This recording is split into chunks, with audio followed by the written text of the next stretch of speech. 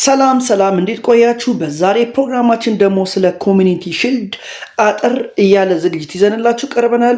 እስከ ፕሮግራሙ መጨረሻ ድረስ አብራችሁን ቆዩ። ይህንን ቪዲዮ ላይክ፣ ሰብስክራይብ፣ ሼር በማድረግ ቤተሰብ ሁኑ። የእንግሊዝ ፕሪሚየር ሊግ ከመጀመሩ አንድ ሳምንት ቀደም ብሎ የሚደረግ ውድድር ነው። ኮሚኒቲ ሺልድ ወይም ደግሞ ቻሪቲ ሺልድ በመባል ይታወቃል። ጅማሮን ያደረገው ከ118 ዓመታት በፊት በ1908 ነበረ። በውድድሩ የሚሳተፉት ቡድኖች ሁለት ናቸው።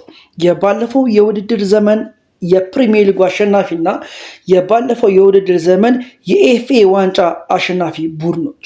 ነገር ግን ፕሪሚየር ሊጉን የሚሆን ኤፍኤ ዋንጫውን ተመሳሳይ ቡድን የሚያሸንፍ ከሆነ በፕሪሚየር ሊጉ ሁለተኛ የወጣው ቡድን ጨዋታውን ያደርጋል። በሌሎቹ የአውሮፓ ሀገራት ሱፐር ካፕ የሚሉት አይነት መሆኑ ነው።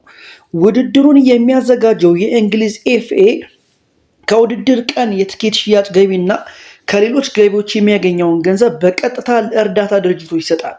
124 የሚጠጉና በኤፍኤ ዋንጫው ከመጀመሪያው ዙር ጀምሮ በውድድር የሚሳተፉ ቡድኖች ይከፋፈሉታል። ሁሉም ቡድኖች ለየትኛው ድርጅት እርዳታ እንደሚሰጡ ምክረ ሀሳብ ያቀርባሉ።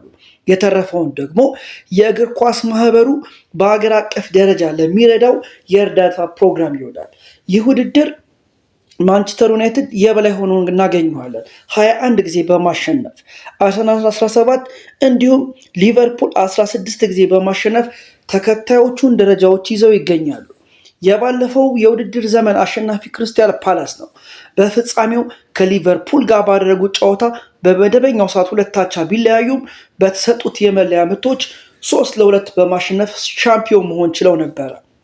የዘንድሮውን የኮሚኒቲ ሺልድ ውድድር የሚያደርጉት የአምናው የፕሪሚየር ሊጉ አሸናፊ አርሰናል እና በአምናው የውድድር ዘመን የኤፍኤ ዋንጫው አሸናፊ ማንቸስተር ሲቲ ናቸው።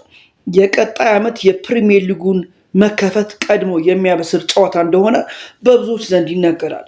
ቡድኖቹም ታዲያ በቅድመ የውድድር ዘመን ያከናወኗቸውን ግዢዎች፣ ያደረጓቸውን ዝግጅቶች እና ሌሎች ነገሮችንም በጥልቀት ለመገምገም ያግዛቸዋል ተብሎ ይነገራል።